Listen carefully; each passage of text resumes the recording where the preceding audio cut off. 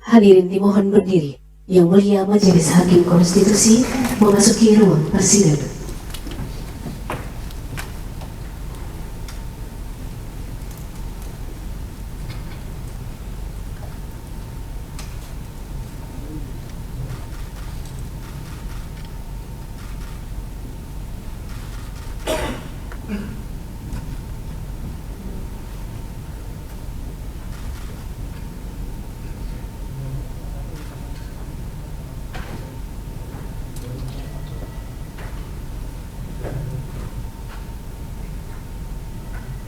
Hadirin disilakan duduk kembali.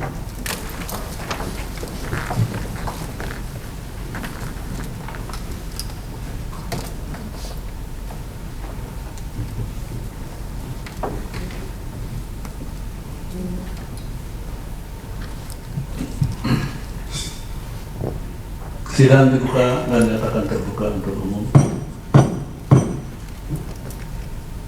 Assalamualaikum warahmatullahi wabarakatuh. Selamat siang, salam sejahtera untuk kita semua.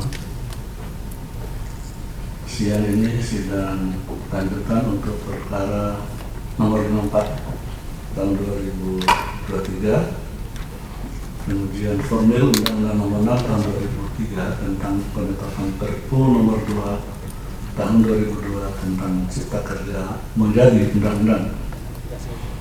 Agenda hari ini adalah untuk mendengar keterangan ahli dari pemohon dan juga saksi dari pemohon. Sebelum didengar keterangan dari baik ahli maupun saksi, kita ambil sumpah terlebih dahulu. Dipersilakan untuk ahli dan saksi hadir ke depan. Yang Mulia Pak Wahid mohon untuk memandu.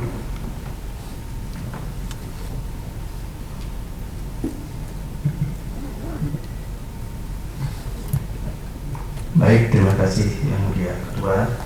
Untuk pertama ahli pemohon Bapak Ferry Amsari SH MALM, tangan lurus ke bawah. Ikuti lapas yang saya tunjukkan. Bismillahirrahmanirrahim.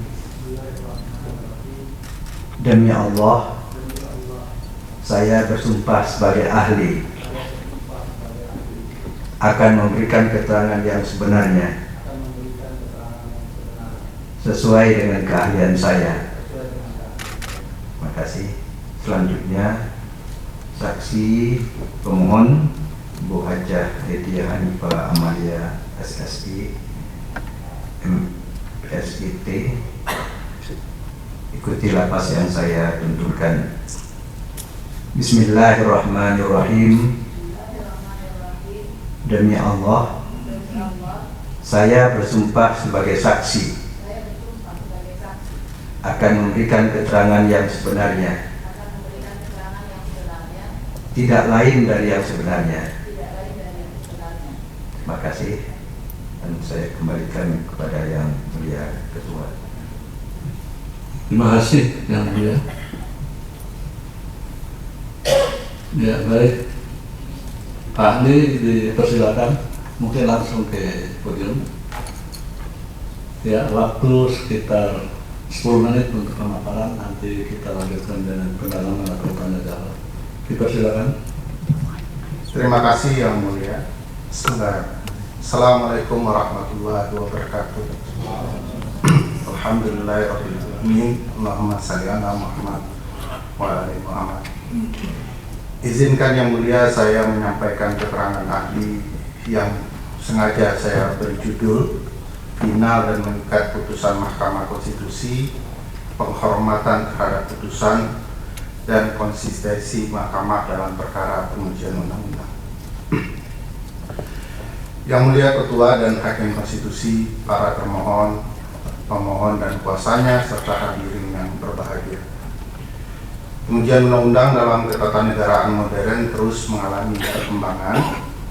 Perdebatan mengenai penafsiran hakim dalam menjatuhkan putusan pengujian undang-undang terus menjadi pergunjingan ilmiah, baik di dalam negeri maupun di luar negeri, yang dalam konteks terutama soal interpretasi konstitusi. Metode yang dibahas itu sangat beragam sekali. Saya ingat salah satu perdebatan yang sangat monumental adalah perdebatan antara hakim Justice Breyer di Amerika dengan koleganya Antonin Scalia. Begitu tajamnya perdebatan mereka mengenai metode bagaimana menafsirkan berbagai peristiwa konstitusional. Namun di antara mereka ada kesepakatan yang sangat penting, terutama soal bagaimana menghormati putusan peradilan. Itu sebabnya di antara berbagai perdebatan itu keragaman luar biasa terhadap putusan kekuatan putusan peradilan itu tidak menimbulkan perdebatan ilmiah yang berarti. Tidak satu pun perdebatan mengenai penghormatan terhadap putusan peradilan yang harusnya dijalankan. Semua menyatakan bahwa putusan peradilan harus dihormati. Perihal penghormatan terhadap putusan mungkin hanya berbeda dalam bagaimana cara merespon putusan. Bagi akademisi, praktisi, dan para pihak, serta masyarakat awam terhadap hukum, respon terhadap putusan dapat berbeda-beda sebagai bentuk karakter dan sifat yang sangat manusiawi. Setuju atau tidak setuju terhadap sebuah putusan merupakan hal yang sangat wajar. Hal itu tidak dapat dimaknai bahwa ketidaktaatan terhadap putusan peradilan. Pengabaian terhadap hukum atau putusan pengadilan akan merusak kewibawaan hukum atau pengadilan. Itu sebabnya ketaatan terhadap hukum dan putusan pengadilan menjadi sangat-sangat penting. Menurut Marcus Cicero, filsuf yang sangat kenamaan, menyatakan bahwa ketaatan terhadap hukum dapat terjadi karena 3 hal. 1, ketakutan terhadap hukuman. 2, adanya penghargaan atau reward. Dan 3, munculnya keadilan. Keterangan ini hendak menjelaskan ketaatan terhadap putusan Mahkamah Konstitusi dan bagaimana peradilan konstitusional harus dihormati semestinya. Tentu keterangan ini tidak ditujukan kepada yang mulia sekalian yang berdasarkan Undang-Undang Dasar memahami konstitusi dan ketatanegaraan. Keterangan ini lebih ditujukan kepada pembentuk undang-undang dalam konteks kasus ini, bahwa penghormatan terhadap putusan peradilan adalah hal yang sangat penting. Berbeda perdebatan ilmiah antara berbagai pihak yang saya sebutkan tadi, akademisi, praktisi, para pihak terhadap putusan MK, bagi lembaga seperti DPR dan pemerintah yang diberikan kewenangan pembentukan undang-undang, maka penghormatan itu tidak boleh diperdebatkan dalam ruang-ruang pembentukan peraturan perundang-undangan. Apa-apa yang diperintahkan hakim dalam putusan adalah hukum itu sendiri, sebagaimana disampaikan oleh James Madison, bahwa kita semua boleh menafsirkan apa itu konstitusi, tetapi konstitusi itu adalah apa-apa yang ditafsirkan oleh para hakim. Yang mulia Ketua dan Hakim Konstitusi, para termohon, pemohon, dan kuasanya serta hadirin yang berbahagia, saya ingin masuk ke sub-poin penting saya mengenai konteks persidangan kali ini. Saya memberikan subjudul bahwa apa yang dilakukan oleh DPR dan pemerintah bukanlah perbaikan material. Apa yang dilakukan oleh DPR dan pemerintah adalah perbaikan material, bukan kemudian apa yang diperintahkan mahkamah. Duduk persoalan pengujian formil ini disebabkan ulah termohon tidak mentaati putusan Mahkamah Konstitusi nomor 91 PUU 18 Romawi tahun 2020. Pemerintah dan DPR tidak melakukan perbaikan Undang-Undang nomor 11 tahun 2020 tentang Cipta Kerja sebagaimana diperintahkan Mahkamah dengan limitasi waktu 2 tahun. Alih-alih memperbaiki Undang-Undang Cipta Kerja, DPR dan pemerintah memilih revisi terhadap Undang-Undang 12 tahun 2011 dan Undang-Undang Nomor 15 tahun 2019 tentang pembentukan peraturan perundang-undangan. Perbaikan itu lebih banyak ke konteks material pasal-pasal di dalam Undang-Undang Cipta Kerja, padahal perintah mahkamah adalah perbaikan prosedural, perbaikan terhadap tahapan pembentukan peraturan perundang-undangan. Jadi mahkamah memerintahkan ke kanan, DPR dan pemerintah berjalan ke kiri.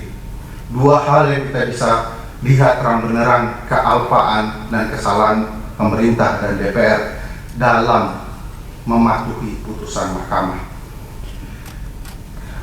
Kesalahan fundamental berikutnya adalah mengabaikan putusan mahkamah dengan mengeluarkan peraturan pemerintah pengganti undang-undang. Padahal Undang-Undang Cipta Kerja dalam posisi dibekukan melalui putusan inkonstitusional bersyarat yang diputuskan mahkamah. Perpu ini disebut sebagai upaya melakukan perbaikan Undang-Undang Cipta Kerja, dimention di dalam Undang-Undang Cipta Kerja yang baru melalui Perpu tersebut. Sejak kapan, menurut saya ini pertanyaan penting, sejak kapan Perpu dianggap sebagai proses revisi sebuah undang-undang, apalagi diperintahkan oleh mahkamah yang diperbaiki adalah tahapan? Perpu adalah emergency law yang dibentuk karena keadaan hal ihwal kegentingan memaksa. Di dalam ketentuan pasal 22 Undang-Undang Dasar 1945 terang benderang bahwa karena hal ihwal kegentingan memaksa, maka pemerintah dalam hal ini Presiden dapat mengeluarkan Perpu. Dalam putusan Mahkamah nomor 138 sudah diterangkan apa saja elemen penting agar pemerintah dalam hal ini Presiden bisa mengeluarkan Perpu. 1, ada kekosongan hukum. 2, ada hukum tetapi tidak menyelesaikan masalah. Dan ketiga, diperlukan waktu cepat untuk mengatur sesuatu yang dianggap sebagai keadaan yang memaksa, hal ihwal yang memaksa itu. Dalam rangka mendukung langkah pengabaian terhadap putusan mahkamah itu, Dewan Perwakilan Rakyat menyatakan bahwa Perpu nomor 2 tahun 2022 tentang Cipta Kerja merupakan salah satu agenda penting dan strategis untuk diselesaikan di masa persidangan 3 tahun sidang 2022 hingga 2023. Pemerintah mengklaim Perpu Cipta Kerja menggantikan Undang-Undang Nomor 11 tahun 2002 tentang Cipta Kerja. Namun perlu dipahami bahwa dikeluarkan Perpu Akwo merupakan kegagalan pemerintah dan DPR dalam memahami substansi dalam putusan Mahkamah Konstitusi. Kalau dilihat amarnya, Yang Mulia Ibu Bapak sekalian hadir dalam ruangan ini, jelas Mahkamah perintahnya terhadap 3 tahapan perencanaan, pembentukan, dan pembahasan untuk diperbaiki. Dan hebatnya kalau Yang Mulia perhatikan Undang-Undang 13, DPR menginterpretasikannya lebih dari itu. Tidak hanya di 3 tahapan, tapi di 5 tahapan. Seperti marah gitu ya, diperintahkan 3, dilakukan 5. Jadi di seluruh tahapan diminta untuk dilakukan partisipasi publik yang bermakna, meaningful participation. Dari 3 yang saya sebutkan, ditambahkan lagi tahapan persetujuan dan pengundangan. Sejak kapan tahapan pengundangan diperlukan partisipasi publik? Ini pembentukan undang-undang seolah-olah mengabaikan putusan MK dan tidak mengerti maksud di dalam putusan MK soal 3 tahapan yang diiringi oleh pemberian 3 hak terhadap tahapan-tahapan tersebut. Jadi bagi saya, DPR dan pemerintah sedang bermain-main tentang apa yang harusnya menjadi konstitusional dan apa yang tidak konstitusional, dengan mengabaikan dan bahkan mungkin tidak memperhatikan secara cermat apa yang dimaksud di dalam putusan Mahkamah Konstitusi tersebut. Setelah dari 1 tahun tidak ada juga pembahasan yang berarti di DPR terhadap Perpu, lalu tiba-tiba kemudian terjadi persetujuan. Yang uniknya, saya mohon maaf ini mengulang persidangan Cipta Kerja sebelumnya yang mulia, saya menyampaikan kalau kita tidak menghormati Undang-Undang Dasar dan Undang-Undang, sebaiknya memang kelas ilmu perundang-undangan kita diadakan saja, karena hampir relatif tidak diperlukan dan tidak ada gunanya kuliah tersebut. Di dalam pasal 22 Undang-Undang Dasar 1945, rangkaian proses Perpu itu sudah terang benerang bahwa Perpu karena hal ihwal kegentingan memaksa dan menurut ketentuan pasal 22 ini harus mendapatkan persetujuan pada masa sidang berikutnya. Ditindaklanjuti oleh ketentuan pasal 52 Undang-Undang 12 tahun 2011 bahwa masa sidang berikutnya menurut penjelasan pasal ini adalah sidang pertama setelah dikeluarkannya Perpu. Apa yang dimaksud sidang pertama itu adalah sidang paripurna, yang menurut ketentuan pasal 22 Undang-Undang Dasar, kalau kemudian tidak mendapat persetujuan, maka otomatis Perpu ini dibatalkan. Apa yang terjadi pada sidang paripurna pertama? Sama sekali tidak terjadi kesepakatan. Masa sidang itu dilewati tanpa ada pembahasan Perpu. Teman-teman di DPR menyatakan bahwa ini sudah jadi kebiasaan. Setidak-tidaknya menurut pengamatan saya yang sederhana ada 6 Perpu yang kemudian tidak melalui sidang paripurna pertama pada periode Perpu setelah diajukan oleh Presiden, dijadikan undang-undang. Padahal ini bukan kebiasaan ketatanegaraan. Kebiasaan ketatanegaraan itu tidak boleh menabrak Undang-Undang Dasar dan Undang-Undang. Kebiasaan ketatanegaraan hanya muncul ketika di dalam Undang-Undang Dasar dan Undang-Undang tidak diatur hal tersebut dan dianggap sebagai sebuah tradisi yang perlu dilestarikan sehingga kemudian prakteknya bisa dijalankan di proses-proses berikutnya. Ini merupakan kealpaan cara memandang konteks hukum tata negara. Ada semacam cara pandang untuk melabrak apa saja yang diatur dalam Undang-Undang Dasar dan Undang-Undang demi tujuan-tujuan yang tidak terang benerang. Itulah yang saya lihat dan saya baca dari cara-cara pemerintah dan DPR mengubah putusan Mahkamah Konstitusi dengan mengeluarkan Perpu dan menjadikannya undang-undang. Yang mulia Ketua dan Hakim Konstitusi, para termohon, pemohon dan kuasanya serta hadirin yang berbahagia, peraturan pemerintah pengganti undang-undang merupakan salah satu bentuk perundang-undangan yang berlaku dalam sistem norma hukum Indonesia. Istilah peraturan pemerintah sebagai pengganti undang-undang itu diatur di dalam pasal 22 yang saya sebutkan tadi. Dan oleh karenanya perlu diperhatikan berbagai pandangan ahli mengenai kenapa Perpu harus dikeluarkan. Prof. Jimli misalnya menyebutkan ada 3 keadaan. Ada kebutuhan yang mendesak atau bertindak reasonable necessity, kebutuhan yang diperlukan. Kedua, waktu yang tersedia terbatas. Ini agak mirip dengan apa yang diputuskan MK dalam putusan 138 tahun 2009. Kemudian yang ketiga, tidak tersedia alternatif lain, dan menurut penalaran yang wajar beyond reasonable doubt, alternatif lain diperkirakan tidak dapat mengatasi keadaan. Kalaulah 3 poin ini dan 3 poin putusan Mahkamah 138 dianggap oleh DPR sebagai sebuah alternatif yang tidak ada pilihan lain, kenapa Mahkamah kemudian memberikan pilihan 2 tahun untuk melakukan perbaikan? Bukankah ini juga alternatif necessity yang harus dihormati?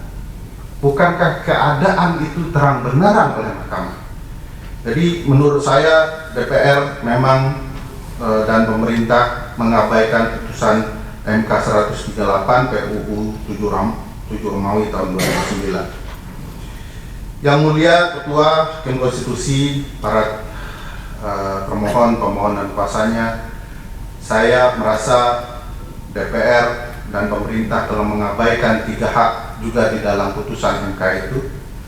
karena dalam pembentukan undang-undang mestinya ada 3 tahapan yang diberikan. Jikapun pemerintah telah mengubah makna 3 tahapan, mestinya 3 hak juga harus diberikan. Tetapi sepanjang pemahaman saya, hak untuk didengarkan pendapatnya, right to be heard.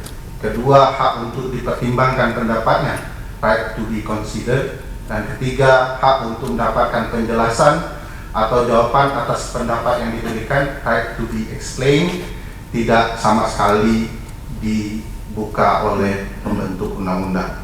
Jadi sekali lagi, hampir di seluruh poin putusan MK nomor 91 itu diabaikan oleh pembentuk undang-undang.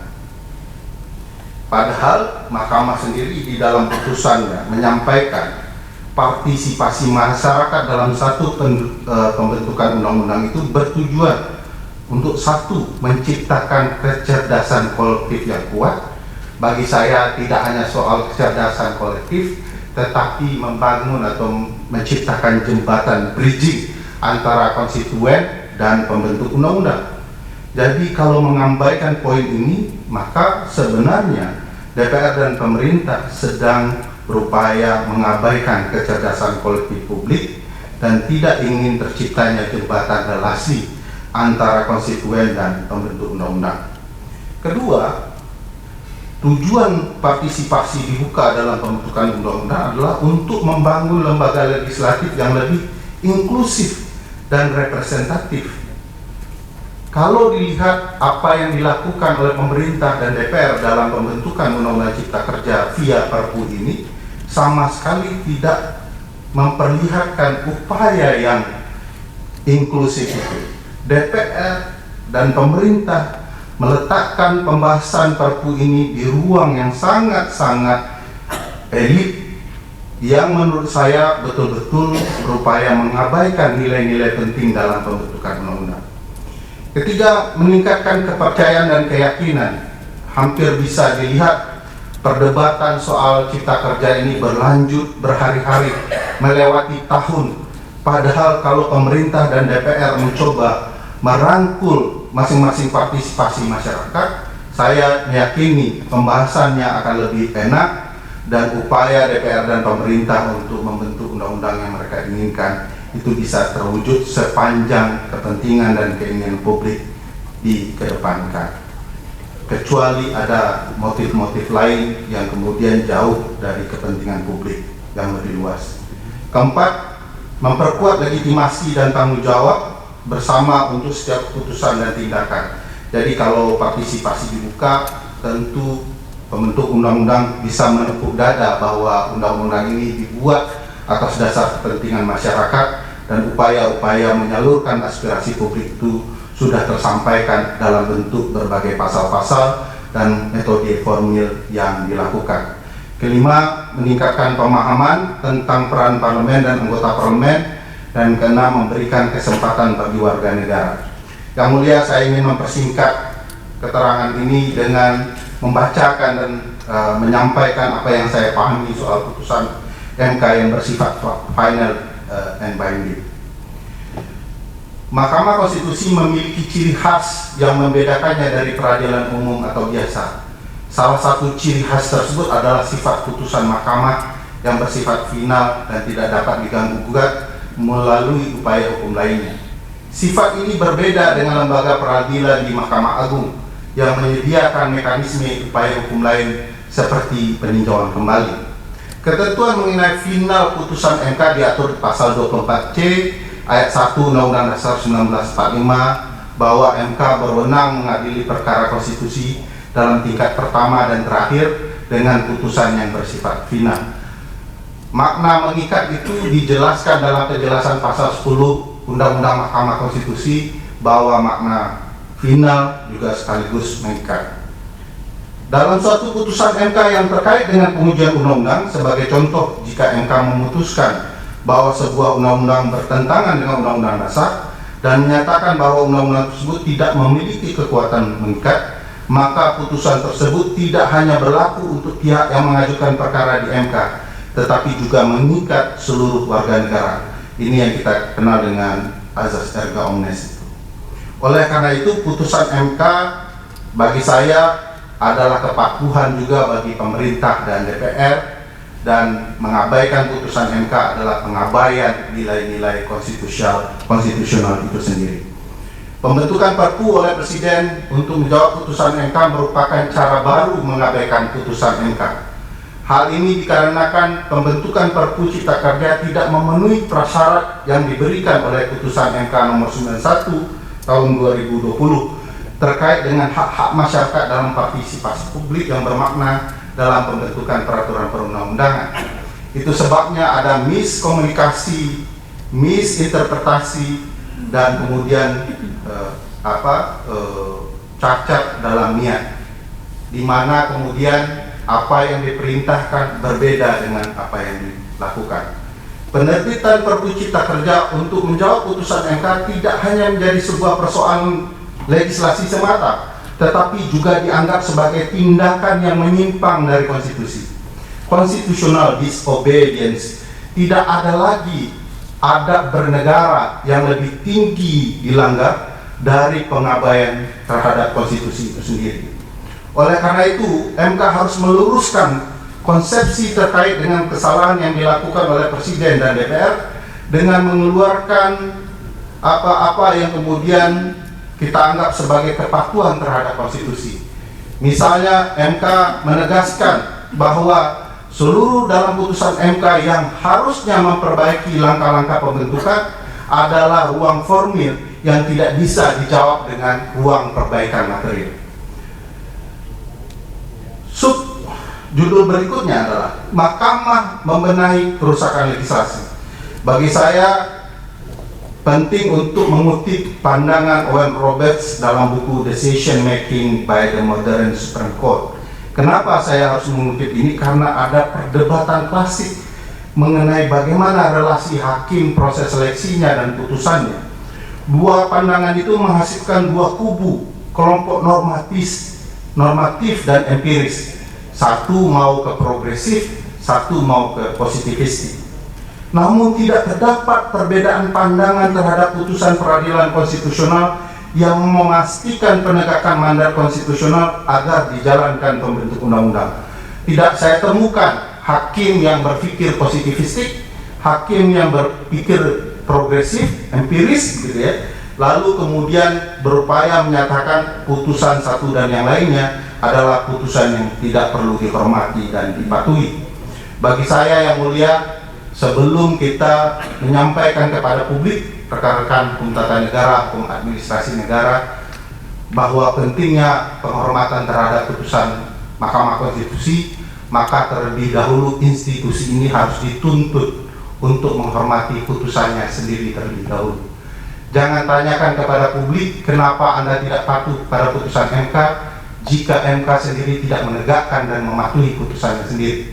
Putusan 91 adalah putusan yang patut dihormati oleh seluruh pihak, termasuk oleh Presiden dan DPR.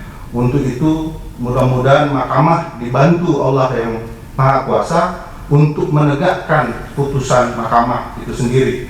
Mudah-mudahan keterangan ini membantu yang mulia sekalian menemukan rasa keadilan di masyarakat. Akhir kata, Assalamualaikum warahmatullahi wabarakatuh. Baik, terima kasih Pak Ferry. Selanjutnya saksi dipersilakan Ibu Haja Ledia Hanifah Amalia. Ya, waktu sekitar 10 menit. Silakan. Terima kasih Yang Mulia. Bismillahirrahmanirrahim. Assalamualaikum warahmatullahi wabarakatuh. Yang Mulia Majelis Hakim Konstitusi, para pemohon dan kuasanya, hadirin yang berbahagia.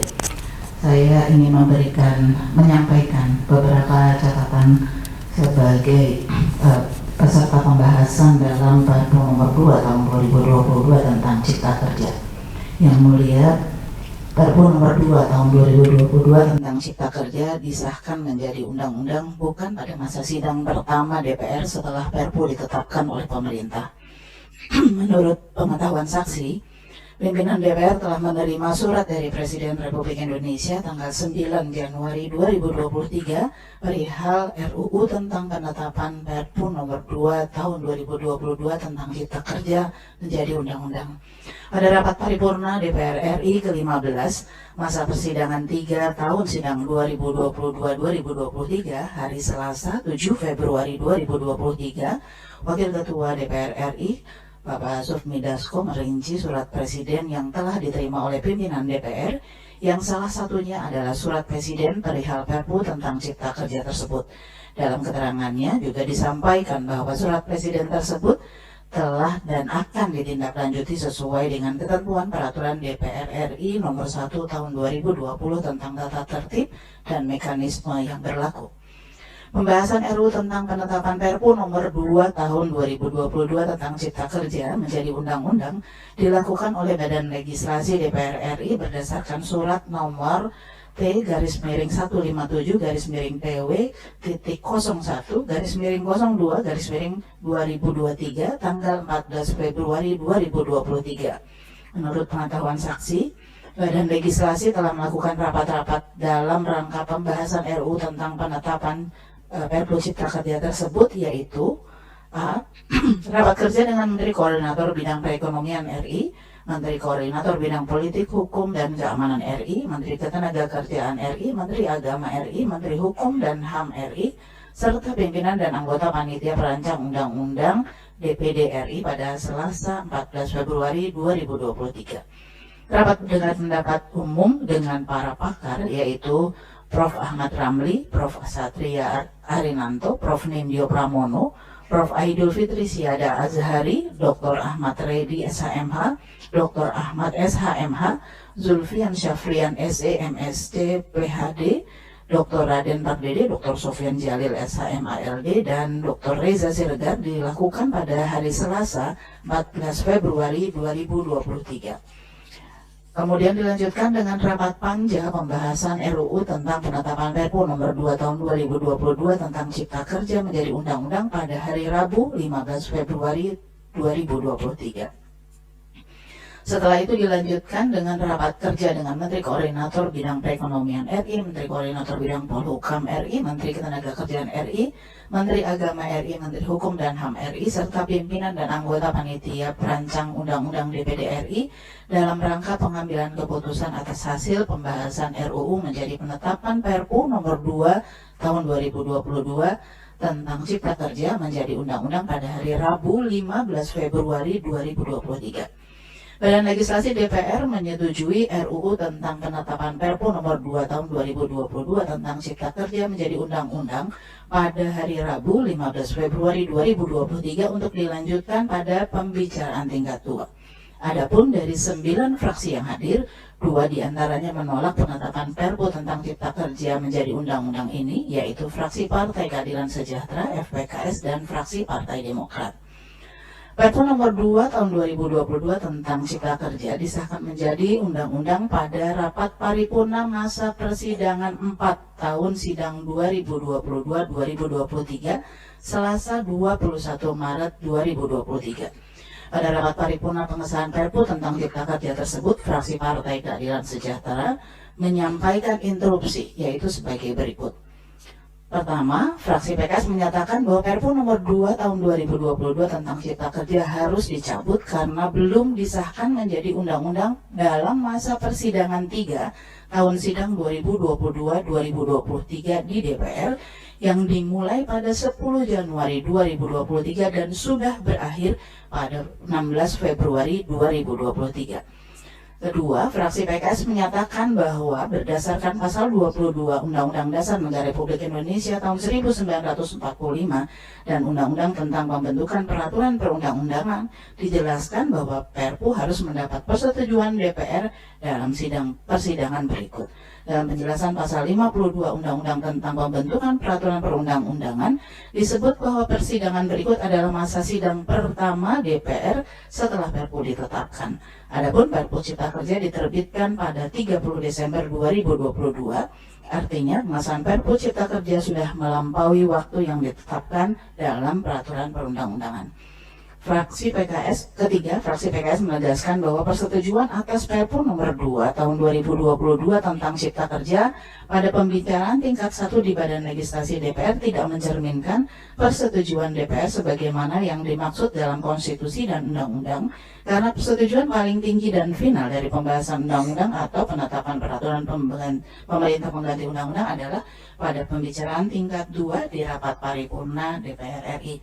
Oleh karena itu, fraksi PKS mendesak Perpu nomor 2 tahun 2022 tentang Cipta Kerja harus segera dicabut dan dinyatakan tidak berlaku melalui pengajuan RUU tentang pencabutan Perpu nomor 2 tahun 2022 tentang Cipta Kerja yang mengatur segala akibat hukum dari pencabutan Perpu.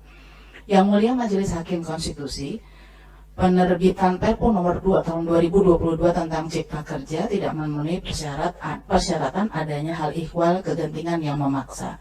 Sebagai anggota DPR yang menjadi anggota panja pembahasan RUU tentang penetapan Perpu nomor 2 tahun 2022 tentang Cipta Kerja menjadi undang-undang, saksi melakukan penelaahan untuk menilai objektivitas Perpu tersebut sebagai pertimbangan untuk menerima atau menolak penetapan Perpu tentang Cipta Kerja menjadi undang-undang. Berdasarkan pengetahuan yang saksi ketahui bahwa penerbitan Perpu harus memenuhi syarat adanya kegentingan yang memaksa berdasarkan putusan Mahkamah Konstitusi nomor 138/PUU strip 7 Romawi /2009, yaitu adanya keadaan atau yaitu kebutuhan mendesak untuk menyelesaikan masalah hukum secara cepat berdasarkan undang-undang yang dibutuhkan tersebut belum ada sehingga terjadi kekosongan hukum, atau ada undang-undang tetapi tidak memadai.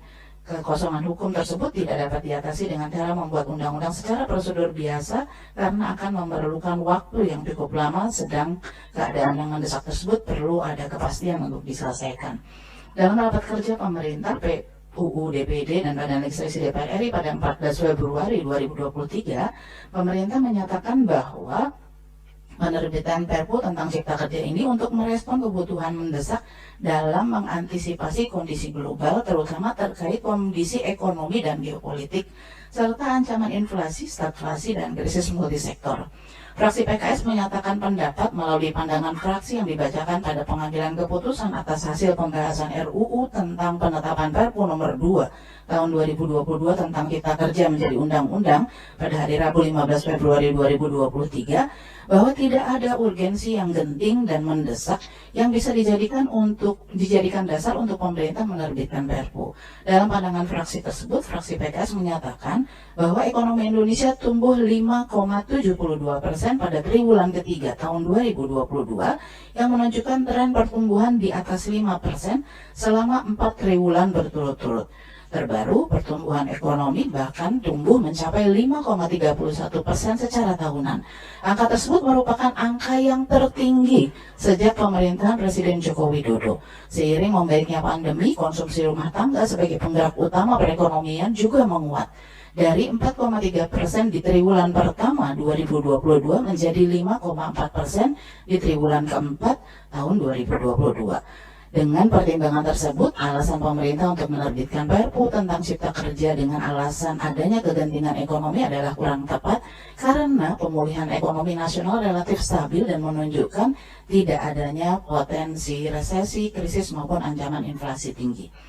Berdasarkan pengetahuan saksi, penerbitan Perpu nomor 2 tahun 2022 tentang Cipta Kerja tidak didasarkan adanya kebutuhan hukum yang mendesak untuk diselesaikan secara cepat, karena peraturan-peraturan yang saat itu berlaku termasuk Undang-Undang Nomor 11 Tahun 2020 tentang Cipta Kerja masih memadai untuk mengakomodasi kebutuhan hukum sehingga tidak terdapat kekosongan hukum yang harus dijawab dengan penerbitan Perpu tentang Cipta Kerja. Meskipun Presiden memiliki hak subjektif untuk menilai perihal kegentingan yang memaksa dan kebutuhan hukum yang mendesak ini, namun subjektivitas Presiden tersebut harusnya dinilai secara objektif oleh DPR dengan memperhatikan prinsip negara hukum dan kepentingan masyarakat sebagai dasar pertimbangan utama agar tidak menimbulkan kesewenang-wenangan. Yang Mulia Majelis Hakim Konstitusi, para hadirin sekalian yang berbahagia, penerbitan Perpu nomor 2 tahun 2022 tentang Cipta Kerja mengabaikan putusan Mahkamah Konstitusi dalam perkara pengujian formil Undang-Undang tentang Cipta Kerja karena tidak mengakomodasi poin-poin perbaikan yang diperintahkan oleh Mahkamah Konstitusi. Menurut pengetahuan saksi bahwa berdasarkan putusan nomor 91 garis miring PUU garis miring 18 Romawi garis miring 2020 dalam perkara pengujian formil Undang-Undang nomor 11 tahun 2020 tentang Cipta Kerja terhadap Undang-Undang Dasar Negara Republik Indonesia tahun 1945, Mahkamah Konstitusi memerintahkan hal-hal sebagai berikut. Pertama, Mahkamah Konstitusi memberikan kesempatan kepada pembentuk undang-undang untuk memperbaiki undang-undang tentang Cipta Kerja. Kedua, Mahkamah Konstitusi memerintahkan agar segera dibentuk landasan hukum yang baku tentang metode Omnibus Law. Hal ini sudah dilaksanakan oleh DPR dengan memasukkan metode Omnibus sebagai salah satu metode pembentukan peraturan perundang-undangan dalam Undang-Undang Nomor 13 Tahun 2022 tentang perubahan kedua atas Undang-Undang Nomor 12 Tahun 2011 tentang pembentukan peraturan perundang-undangan yang disahkan pada tanggal 24 Mei 2022 yang selanjutnya akan menjadi landasan hukum untuk memperbaiki Undang-Undang tentang Cipta Kerja. Mahkamah Konstitusi juga memberi batas waktu bagi pembentuk undang-undang untuk memperbaiki dan mengkaji kembali Undang-Undang Cipta Kerja selama 2 tahun sejak putusannya diucapkan. Putusan diucapkan pada tanggal 25 November 2021. Dengan demikian, menurut pengetahuan saksi, seharusnya setelah merevisi Undang-Undang tentang pembentukan peraturan perundang-undangan dengan memasukkan metode Omnibus, seharusnya pembentuk undang-undang DPR bersama Presiden memperbaiki dan mengkaji Undang-Undang tentang Cipta Kerja bersama-sama melalui prosedur legislasi di DPR. Pada saat rapat dengar pendapat umum dengan pakar sebagaimana telah disebutkan terlebih dahulu mengenai metode untuk menindaklanjuti putusan Mahkamah Konstitusi dalam perkara pengujian undang-undang, yaitu undang-undang pencabutan untuk membentuk undang-undang baru, undang-undang perubahan atau Perpu. Selain menerbitkan Perpu, sesungguhnya Presiden memiliki pilihan konstitusional lainnya, yaitu melakukan perubahan undang-undang tentang Cipta Kerja bersama dengan DPR. Namun hal tersebut tidak dilakukan oleh Presiden. Selain itu, ketika rapat kerja dengan Menko Perekonomian, Menko Polhukam, dan Menteri Ketenagakerjaan Republik Indonesia, Menteri Agama Republik Indonesia, Menteri Hukum dan HAM Republik Indonesia, serta pimpinan dan anggota Panitia Perancang Undang-Undang DPD RI pada Selasa 14 Februari 2023 di Badan Legislasi DPR RI, saksi juga menegaskan bahwa berdasarkan putusan Mahkamah Konstitusi dalam perkara pengujian formil Undang-Undang tentang Cipta Kerja, Mahkamah Konstitusi memberi kesempatan kepada pembentuk undang-undang untuk melakukan evaluasi dan perbaikan, terutama berkaitan dengan proses pembentukan undang-undangnya. Oleh karena itu, pilihan yang sesuai dengan amar putusan Mahkamah Konstitusi tersebut menurut pengetahuan saksi adalah melakukan revisi Undang-Undang tentang Cipta Kerja oleh DPR bersama Presiden, sehingga bisa dilakukan evaluasi menyeluruh sesuai dengan koridor perbaikan yang telah ditetapkan oleh Mahkamah Konstitusi. Yang mulia Majelis Hakim Konstitusi dan para hadirin yang berbahagia, DPR bersama Presiden sesungguhnya memiliki waktu yang lebih dari cukup untuk memperbaiki Undang-Undang Nomor 11 Tahun 2020 tentang Cipta Kerja sampai dengan tenggat waktu berakhir 25 November 2023 berdasarkan putusan Mahkamah Konstitusi dalam perkara pengujian formil Undang-Undang tentang Cipta Kerja. Menurut pengetahuan saksi bahwa perubahan Undang-Undang tentang Cipta Kerja sebagai akibat dari putusan Mahkamah Konstitusi merupakan daftar kumulatif terbuka yang merupakan daftar rancangan undang-undang tertentu yang dapat diajukan berdasarkan kebutuhan. Dalam pasal 114 Peraturan DPR Nomor 1 Tahun 2020 tentang Tata Tertib junto pasal 3 Peraturan DPR Nomor 2 Tahun 2020 tentang pembentukan undang-undang. Karena merupakan daftar kumulatif terbuka, revisi Undang-Undang tentang Cipta Kerja seharusnya dapat dilakukan dengan lebih cepat karena tidak perlu ditetapkan terlebih dahulu dalam daftar prolegnas prioritas tahunan maupun prolegnas jangka menengah. Apalagi tenggat waktu 2 tahun yang diberikan Mahkamah Konstitusi masih berlangsung sampai tanggal 25 November 2023 mendatang. Dengan demikian, keterbatasan waktu untuk memperbaiki Undang-Undang tentang Cipta Kerja merupakan alasan yang mengada-ngada dan dipaksakan. Pada rapat dengar pendapat umum dengan para pakar sebagaimana telah disebutkan di Badan Legislasi pada tanggal 14 Februari 2023, saksi juga menyatakan bahwa sebetulnya masih memungkinkan untuk merevisi Undang-Undang tentang Cipta Kerja melalui mekanisme legislasi di DPR RI mengingat batas waktu yang ditetapkan dalam putusan Mahkamah Konstitusi masih sampai dengan 25 November 2023. Saksi membandingkan bahwa penyusunan Undang-Undang Cipta Kerja yang terdiri atas 1187 halaman saja bisa diselesaikan dalam kurun waktu 6 bulan. Sejak Badan Legislasi DPR membentuk Panja pada 14 April 2020 sampai dengan Undang-Undang tentang Cipta Kerja disahkan pada 5 Oktober 2020. Maka sepanjang pengetahuan saksi, waktu yang diperlukan untuk mengubah Undang-Undang tentang Cipta Kerja idealnya bisa lebih cepat dibandingkan penyusunan Undang-Undang dari tahap awal. Dengan mempertimbangkan waktu pembahasan RUU di DPR tersebut, maka berdasarkan pengetahuan saksi seharusnya metode revisi Undang-Undang tentang Cipta Kerja adalah dengan melakukan perubahan, bukan dengan melalui penerbitan Perpu oleh Presiden. Yang mulia Majelis Hakim Konstitusi, para hadirin yang berbahagia, dengan penerbitan Perpu nomor 2 tahun 2022 tentang Cipta Kerja, pembentuk undang-undang tidak bisa mengoptimalkan partisipasi publik secara bermakna, sebagaimana dimaksud pada putusan Mahkamah Konstitusi nomor 91/PUU strip 17 Romawi /2020. Menurut pengetahuan saksi bahwa berdasarkan putusan tersebut dalam perkara pengujian formil UU Undang-Undang nomor 11 tahun 2020 tentang Cipta Kerja terhadap Undang-Undang Dasar Negara Republik Indonesia tahun 1945, Undang-Undang Cipta Kerja dinyatakan cacat formil atau inkonstitusional bersyarat karena bertentangan dengan asas-asas pembentukan peraturan perundangan, terutama asas keterbukaan karena pembentuk undang-undang tidak memberikan ruang partisipasi kepada masyarakat secara maksimal dan bermakna. Padahal pilihan penerbitan Perpu ini jelas mengandung konsekuensi bahwa DPR tidak dilibatkan dalam penyusunan normanya, tetapi hanya memiliki kewenangan untuk menyetujui atau tidak menyetujui setelah Perpu ditetapkan dan berlaku secara umum. Berbeda apabila perubahan Undang-Undang Cipta Kerja ini dilakukan bersama-sama dengan DPR, baik pemerintah maupun DPR memiliki kesempatan yang sama untuk memberikan masukan terhadap materi muatan pasal dalam aturan tersebut. Bahkan, jika dilakukan perubahan Undang-Undang tentang Cipta Kerja di DPR, maka dapat dibuka partisipasi masyarakat yang seluas-luasnya untuk memberikan kritik, masukan maupun tanggapan terhadap substansi yang akan diubah atau diatur.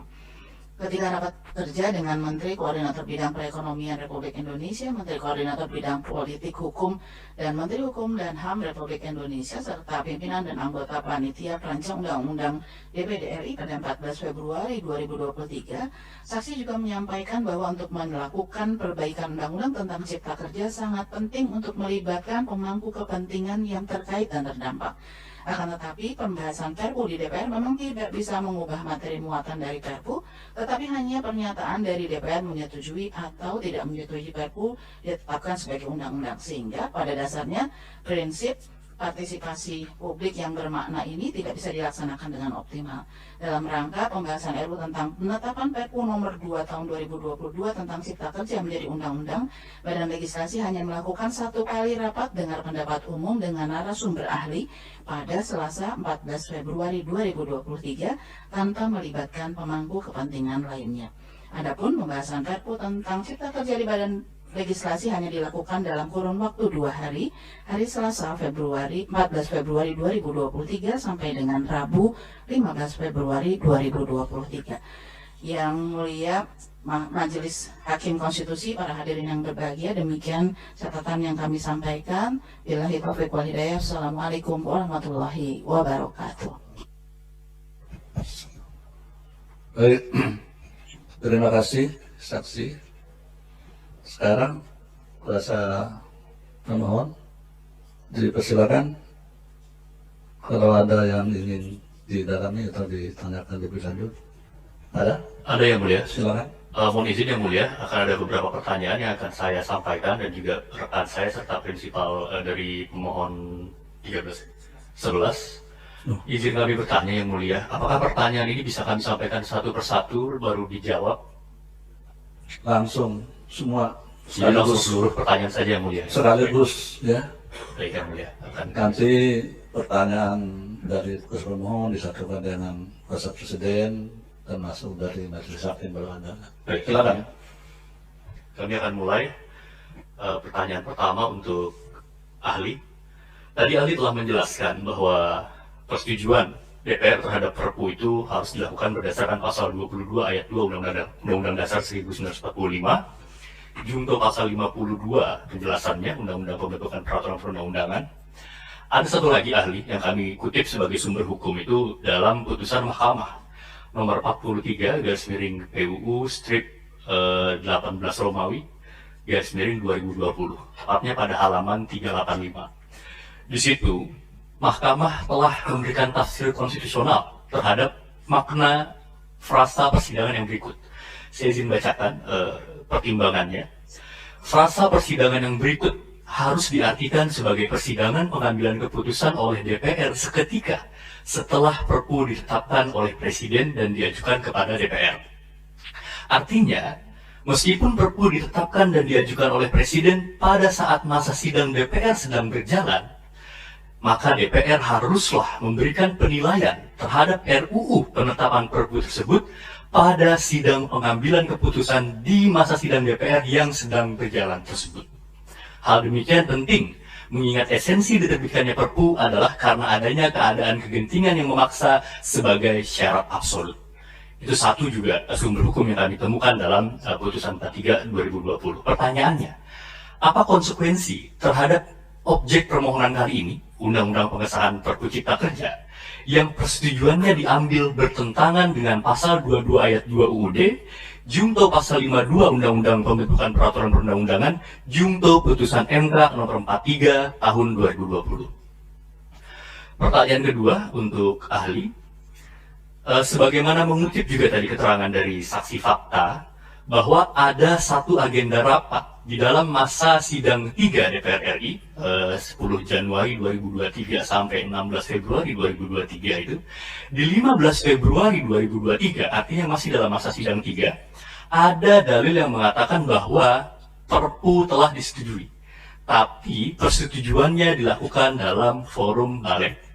Pertanyaannya, apakah persetujuan di balik ini dapat dianggap sebagai keputusan DPR secara kelembagaan sebagaimana dimaksud dalam pasal 22 UUD 1945, atau hanya rapat paripurna saja yang dapat dianggap sebagai keputusan DPR dalam hal persetujuan mengenai Perpu?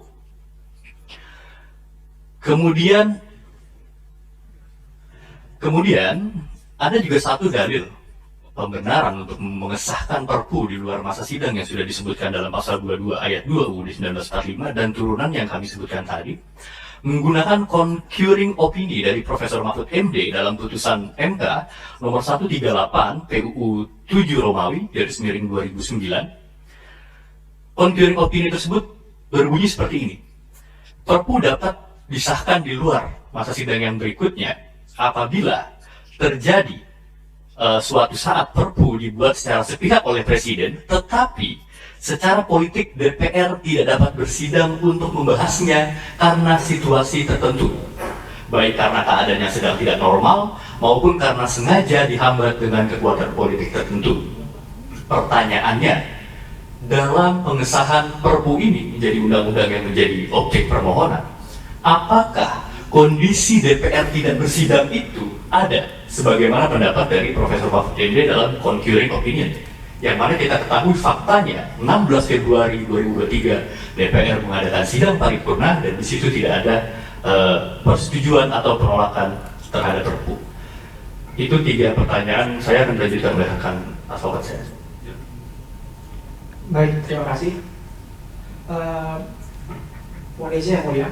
Dengan mengutip pendapat bagian Manan, ahli mengatakan bahwa terdapat 2 unsur kegentingan yang memaksa yang harus menunjukkan 2 ciri umum. Yang pertama adalah adanya krisis, yang kedua adanya kemendesakan. Nah, saya mau menggali mengenai krisis dan kemendesakan tersebut. Yang pertama mengenai krisis. Pada akhir tahun 2022, konon katanya akan ada krisis ekonomi global di tahun 2023 yang akan berdampak terhadap perekonomian Indonesia. Itu tertuang di dalam konsiderans dan penjelasan umum Perpu Cipta Kerja. Di sisi lain, sejumlah lembaga negara justru mengungkapkan optimismenya menyongsong ekonomi di tahun 2023. Artinya di sini ada 2 muka. Ketika di tempat A, bicaranya A, di tempat lain bicaranya B. Pertanyaannya, apakah prediksi krisis yang notabene-nya dua muka tadi termasuk memenuhi unsur krisis menurut Makin Manan tadi? Yang kedua, Mahkamah Konstitusi memerintahkan perbaikan Undang-Undang Cipta Kerja dalam jangka waktu 2 tahun. Sedangkan kalau mendengar keterangan dari saksi, yang dilakukan hanya perbaikan Undang-Undang P3. Saya belum mendengar apa langkah konkret mengenai perbaikan Undang-Undang Cipta Kerja. Dengan demikian sebenarnya kita tahu bahwa pembahasan Undang-Undang Cipta Kerja ini ditunda, lalai, atau bahasa Betawinya dientar-entarin. Akhirnya waktu terus berjalan dan tentulah waktu yang tersisa semakin sedikit. Pertanyaannya, semakin sempitnya waktu penyusunan suatu undang-undang, apakah memenuhi unsur kemendesakan dalam kegentingan yang memaksa? Dalam artian semakin sempit tadi itu bahasanya dientar-entarin. Apakah dientar-entarin ini masuk ke dalam kemendesakan dalam sebagai salah satu unsur kegentingan yang memaksa sehingga layak lahir Perpu? Langsung saksi fakta atau bagaimana yang mulia? Dari untuk pertanyaan kami ke ahli Semua semua. pertanyaan, tadi kan menyinggung saksi juga tadi. Baik. Selanjutnya pertanyaan untuk saksi fakta. Tadi disebutkan bahwa PKS sebenarnya sudah menyampaikan atau menginstruksi bahwa ada ketentuan persidangan selanjutnya untuk mengesahkan Perpu menjadi undang-undang. Apa yang terjadi diskursus pada saat itu sehingga instruksi dari fraksi PKS mengenai persidangan selanjutnya diabaikan?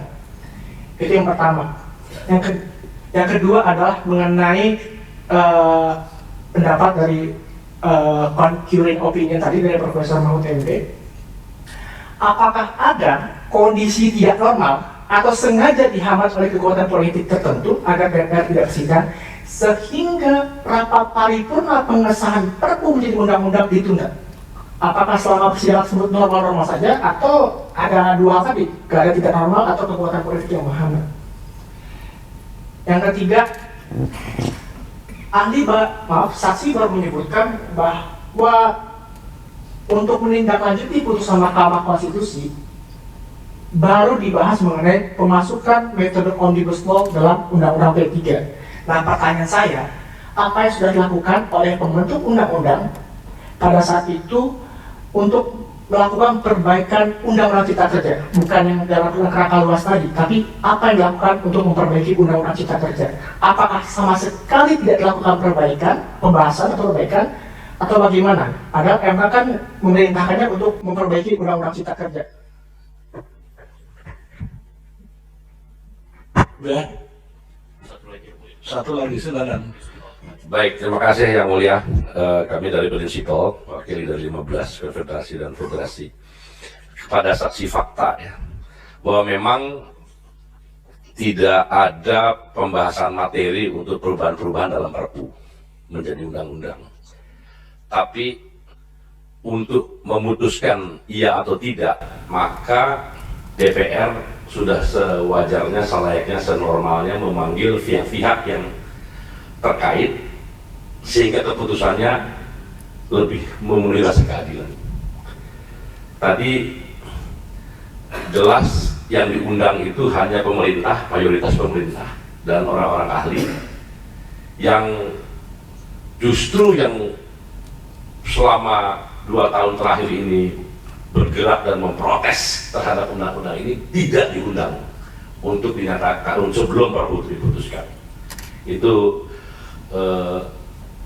kedengaran sekali dari laporan saksi fakta.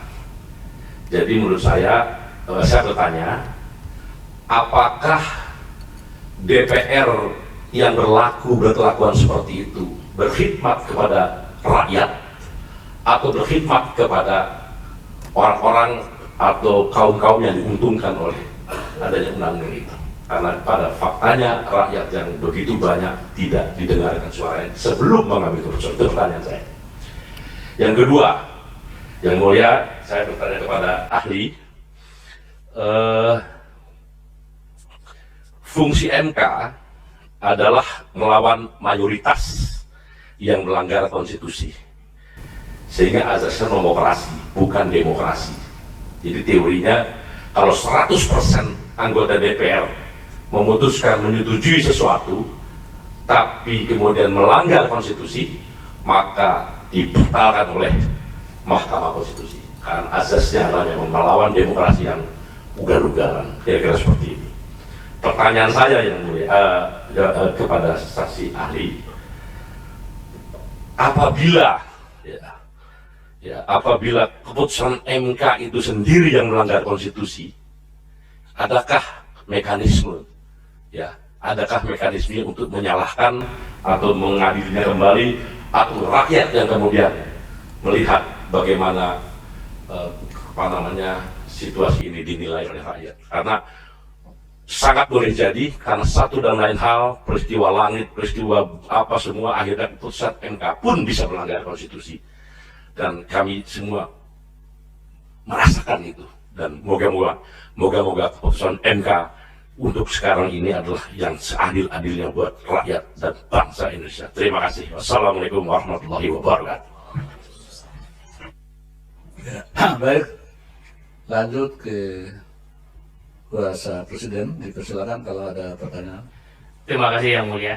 Kami menanyakan kepada ahli.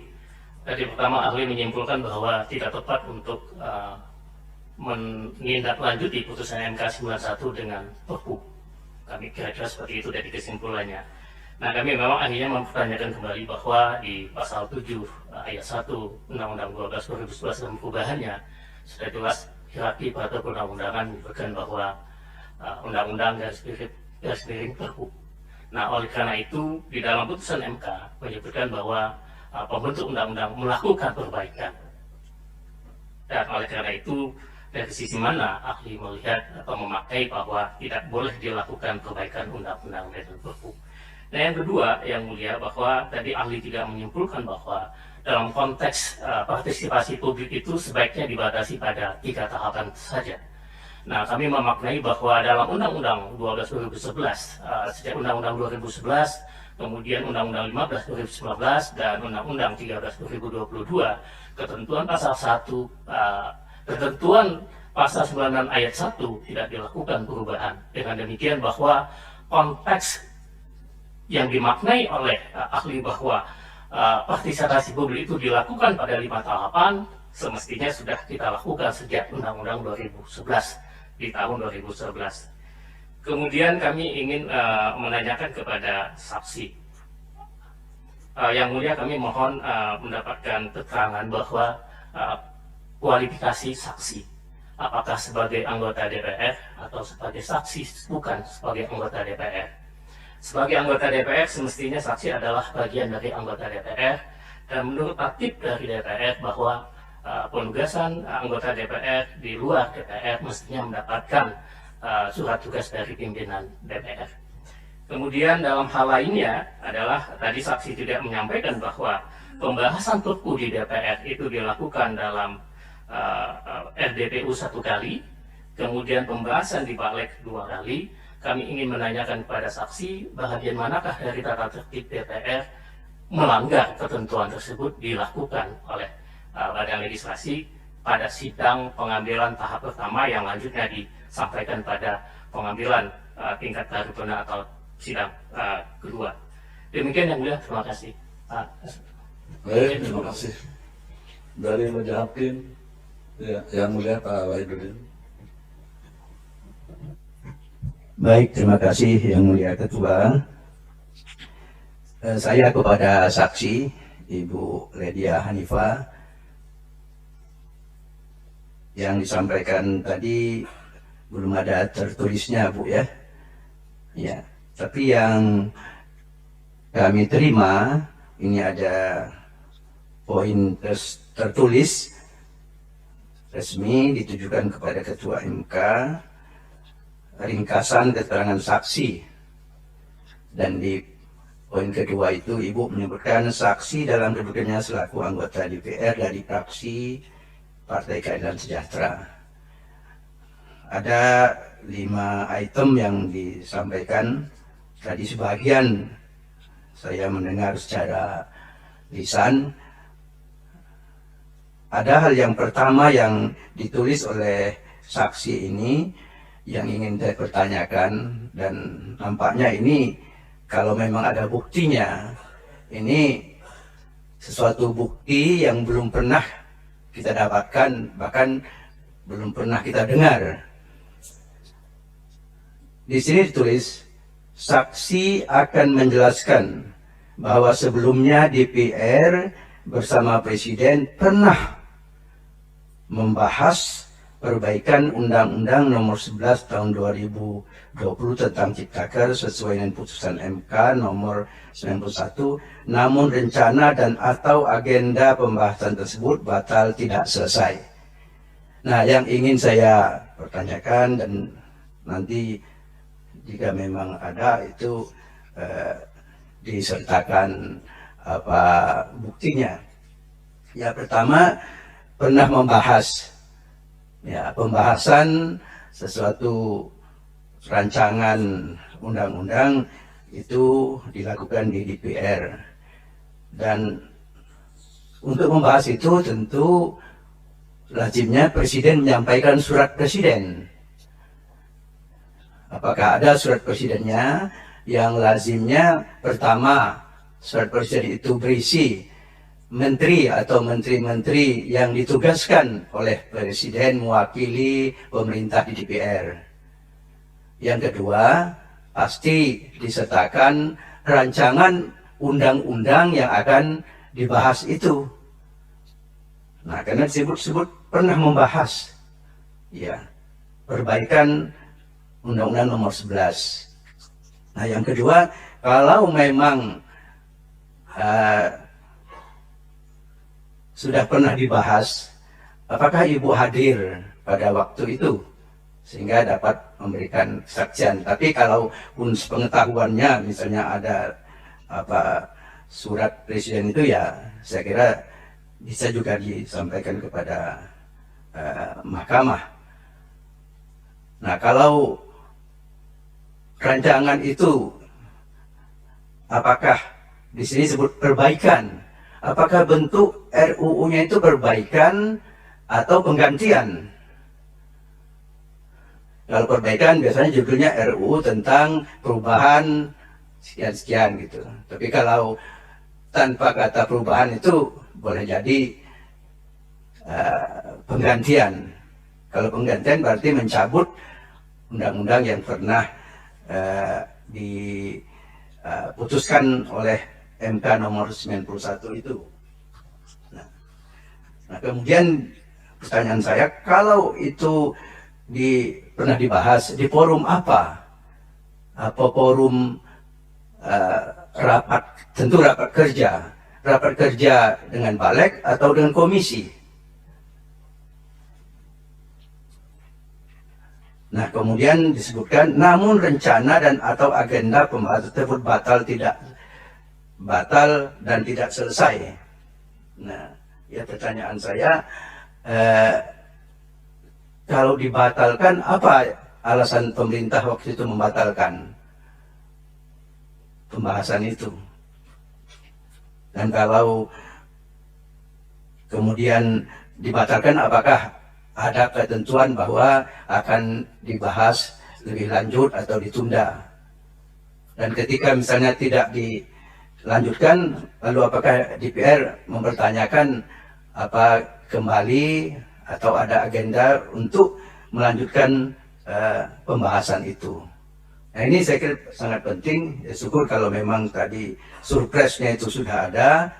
Ini berarti undang-undang ini sudah disampaikan ke DPR. Kemudian RUU yang lampiran dari surpres itu juga ada. Itu saya katakan tadi, ini belum pernah kita ketahui dan belum kita ada buktinya bahwa ini bukan dalam bentuk Perpu tapi dalam bentuk RUU, dan ini sudah dibahas di DPR. Saya kira itu saja sebenarnya yang saya sampaikan, yang mulia. Terima kasih. Ya, terima kasih yang mulia. Masih yang mulia Prof. Arif, silakan. Terima kasih yang mulia Bapak Ketua. Saya tidak menyebut materi, tapi melanjutkan apa yang sudah disampaikan oleh pemerintah tadi. Saya hanya mau tanya ke pemohon. pemohon itu mengajukan saksi Ibu Hajah Lydia Hanifah Amalia itu dalam kapasitasnya sebagai apa? Tolong dijawab. Sebagaimana yang kami tuliskan, yang mulia, sebagai anggota DPR dari fraksi PKS yang termasuk menolak pengesahan Perpu menjadi undang-undang, yang mulia. Sekarang begini, kalau kita bayangkan Anda sebagai pemohon mengajukan saksi anggota DPR yang menolak. Sekarang kalau pemerintah kemudian mengajukan saksi anggota DPR yang menyetujui, gimana jadinya? Kalau dalam pandangan kami tidak keberatan, yang mulia. Oke, tidak keberatan. Ya, Tapi itu nanti semua yang akan menilai kita. baik. Apakah kesaksian dari Bu Hajah Lydia ini harus dipertimbangkan oleh mahkamah atau tidak? Mohon izin, yang mulia, karena kami adalah uji formil. Kalau kami tidak bisa menghadirkan pihak dari pembentuk undang-undang itu sendiri, kami tidak bisa Iya, menghasilkan makanya itu. fakta tersebut. Nanti kita yang akan mempertimbangkan apakah kesaksian dari saksi itu bernilai untuk dipertimbangkan atau tidak. Karena yang kita bayangkan, nanti pemerintah bisa mengajukan saksi dari pihak partai atau fraksi yang menyetujui. Kami tidak masalah dengan Ya, itu. baik, kalau begitu. Terima kasih Pak Ketua. Terima kasih yang mulia. Masih lanjut yang mulia Pak Daniel, silakan. Baik, terima kasih yang mulia Pak Ketua. Saya yang pertama untuk ahli dulu. Terima kasih untuk keterangannya. Kita tahu bahwa peraturan pemerintah sebagai pengganti undang-undang, dalam kenyataannya Perpu itu tidak hanya mengganti undang-undang, tetapi pernah juga merubah undang-undang. Bahkan sekarang ini kan mengganti undang-undang, ya, kalau boleh dikatakan, ya. Sehingga memiliki makna yang cukup luas. Tidak sekedar mengganti pengganti undang-undang, tapi merubah undang-undang, mencabut undang-undang dan sebagainya. Dalam Undang-Undang 12 2011, Perpu itu disetarakan dengan undang-undang. Tadi dalam keterangan ahli mengatakan bahwa Perpu ini hakikatnya adalah emergency law. Nah, sebagai emergency law dan hierarkinya sama, pertanyaannya apakah boleh Perpu itu mencabut undang-undang atau tidak? Dalam kaitan dengan ini. Yang kedua, apakah tepat kalau Perpu itu sebagai emergency law dihierarkikan setingkat undang-undang? Karena kalau dihierarkikan setingkat undang-undang, maka apapun bisa diterobos dengan Perpu.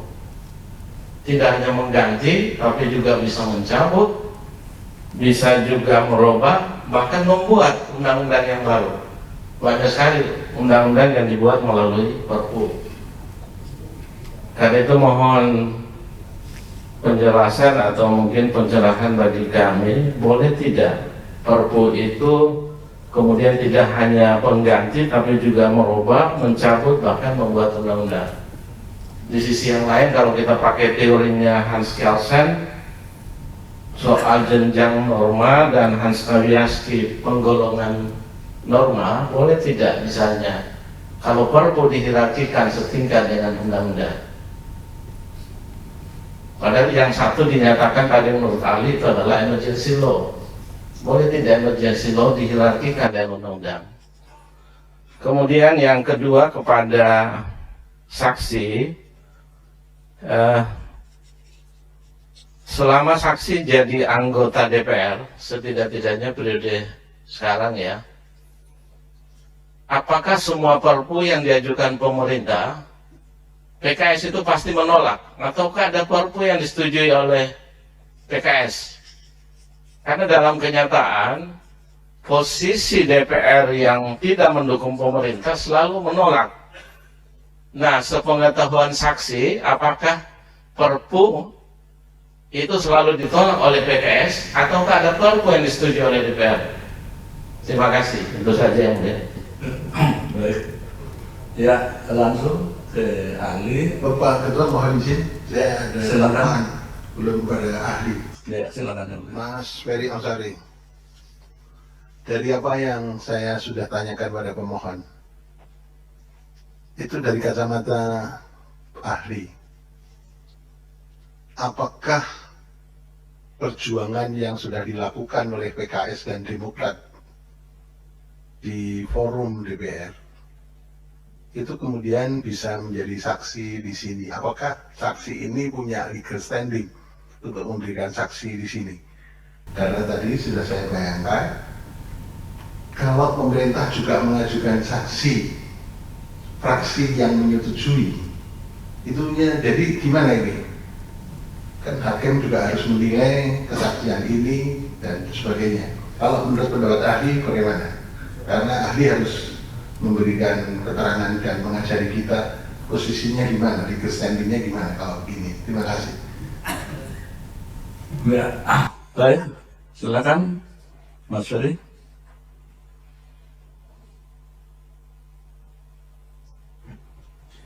Terima kasih kesempatannya yang mulia.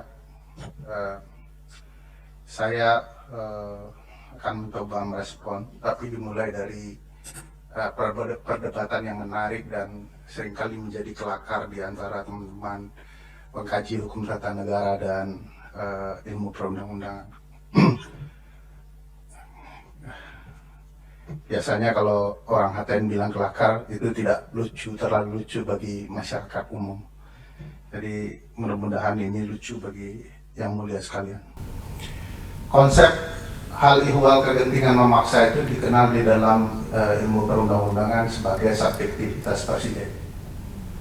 Oleh karena itu, berdasarkan ketentuan pasal 22 Undang-Undang Dasar, diminta objektivitasnya kepada DPR. Jadi sesuatu yang sama sekali tidak diketahui oleh DPR muncul dari eksekutif karena pertimbangan subjektif eksekutif disebabkan keadaan ihwal kegentingan memaksa. Jadi sama sekali tidak ada relasi apa yang dibuat oleh pemerintah atau eksekutif dalam Perpu itu dengan apa yang terjadi di DPR.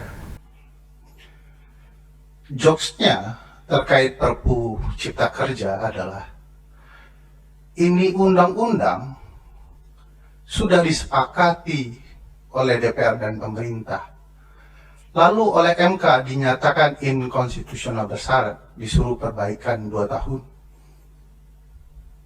Lalu dikeluarkan Perpu yang isinya kurang lebih, more or less, hampir sama dengan isi Undang-Undang Cipta Kerja. Pertanyaan yang menjadi kelakar itu, kenapa lagi diperlukan objektivitas ke DPR? Toh, substansi materinya sudah pernah disepakati bersama antara pemerintah dan DPR. Konsep Perpu dengan subjektivitas dan objektivitas menjadi hilang dengan cerita Undang-Undang Cipta Kerja ini. Itu sebabnya saya bilang ini kelakar yang tidak lucu.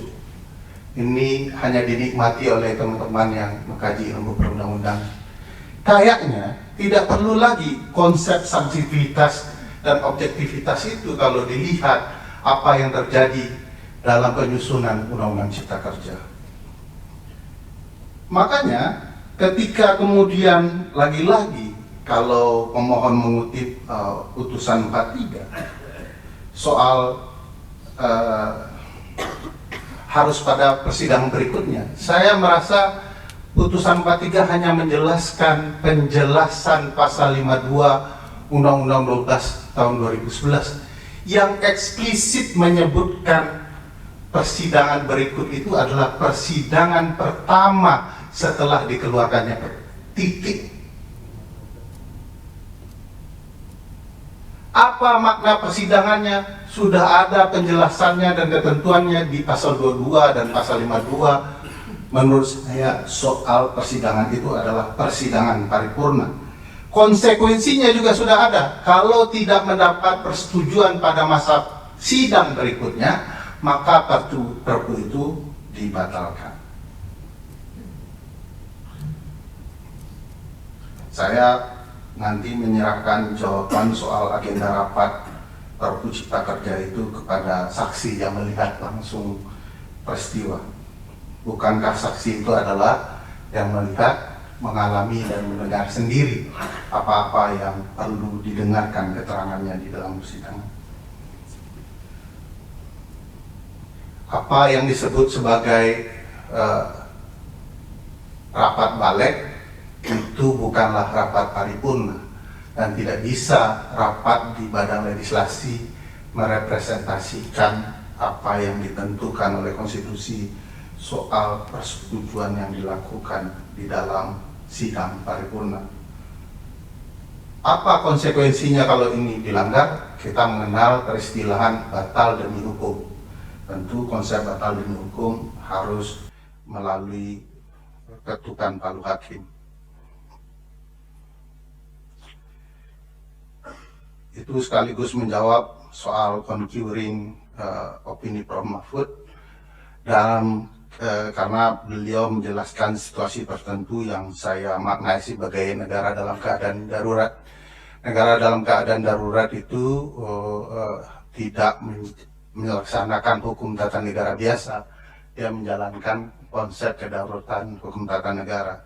Jadi tentu keadaan-keadaan subjektif yang dimaknai Prof. Mahfud perlu dijelaskan lebih luas dan lebih dalam di dalam ketentuan undang-undang. Misalnya kalau terjadi dalam keadaan perang misalnya, atau keadaan gempa, lalu gedung DPR dan MPR itu rusak, hancur, tidak bisa dipakai rapat, kan ini dalam keadaan-keadaan yang menurut saya dijelaskan dari concurring opini Prof. Mahfud itu tidak dalam kondisi yang terjadi dalam Undang-Undang Cipta Kerja.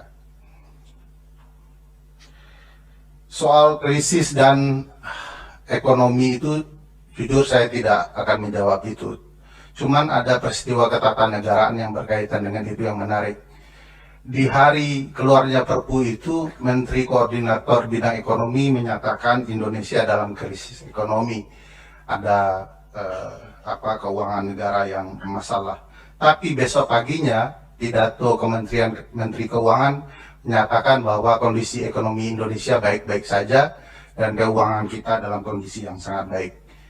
Jadi saya juga bingung sendiri dengan hal yang berkaitan dengan kondisi ketika pembahasan Undang-Undang Cipta Kerja. Mungkin pemerintah bisa membantu menjawab kenapa dua menteri ini berbeda soal krisis dan dampak krisis global terkait Undang-Undang Cipta Kerja. Pertanyaan Pak Jumhur ini berat sekali di depan hakim yang mulia. Saya mengatakan kalau terjadi pelanggaran konstitusi oleh mayoritas, termasuk minoritas yang melanggar konstitusi, tugas mahkamah untuk membenarkannya. Jadi bukan soal mayoritas melanggar konstitusi, tapi minoritas boleh melanggar, tidak bisa. Siapapun yang melanggar konstitusi akan diluruskan oleh Mahkamah Konstitusi, termasuk pelanggaran itu kalau mengabaikan putusan mahkamah. Mau pemerintah, mau DPR akan disidang secara terbuka di sini. Bagaimana kalau putusan Mahkamah Konstitusi itu melanggar konstitusi? Secara adab keilmuan itu boleh dikritik. Secara penghormatan terhadap konstitusi dan hukum itu harus dijalankan. Apa mekanisme untuk membenahinya? Dalam hal-hal tertentu saya ingat diskusi saya dengan Profesor Zik, seorang kenamaan terkait amendmen kedua Undang-Undang Konstitusi Amerika, mengatakan ketika saya tanya, bagaimana kalau mahkamah mengeluarkan sifat kemanusiaannya, hilaf dan salah dalam putusannya, apa yang harus dia lakukan? Salah satu jawaban yang menarik kata beliau adalah, sebagai orang yang taat konstitusi, kita akan merasakan dampak penderitaan yang panjang soal putusan yang bermasalah itu. Tapi dia mengatakan satu-satu pilihan formil untuk memperbaiki putusan itu adalah perubahan Undang-Undang Dasar.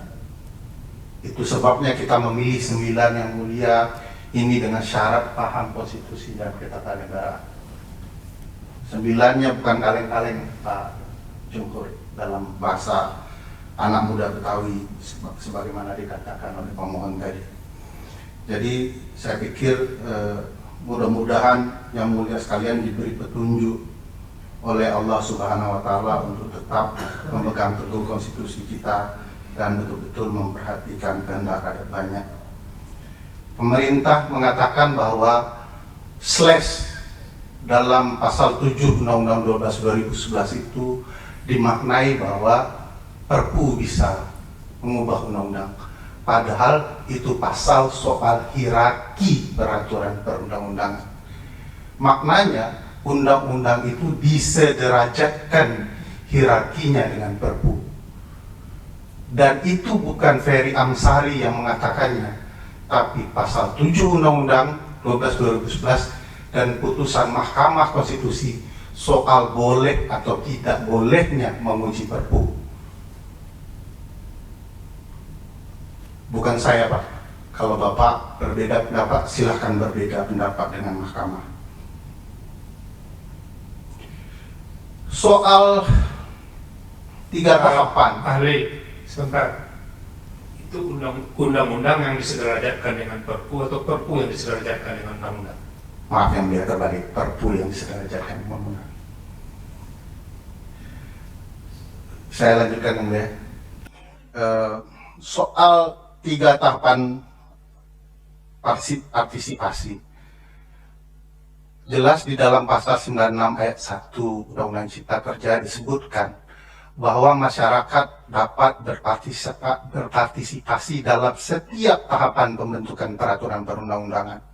Setiap, artinya kalau kita kaitkan dengan pasal 1 angka 1 Undang-Undang 12 tahun 2011, setiap tahapan itu bermakna perencanaan, pembentukan, pembahasan, persetujuan, dan pengundangan.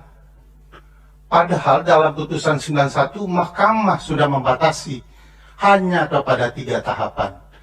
Karena logika Mahkamah tidak mungkin masyarakat disuruh berpartisipasi dalam tahapan pengundangan. Di sekeliling Bapak itu ada teman-teman perancang perundang-undangan dari Kemenkumham. Mungkin minta nasihat mereka karena saya berkiblat kepada mereka secara konteks pembentukan peraturan perundang-undangan. Tidak mungkin ada masyarakat mau dilibatkan dalam proses pengundangan karena itu wilayah eksekutif. Oleh karena itu dalam putusan 91 Mahkamah dinyatakan hanya dalam 3 tahapan dan mohon patuhi partisipasi dalam 3 tahapan sebagaimana diperintahkan oleh Mahkamah.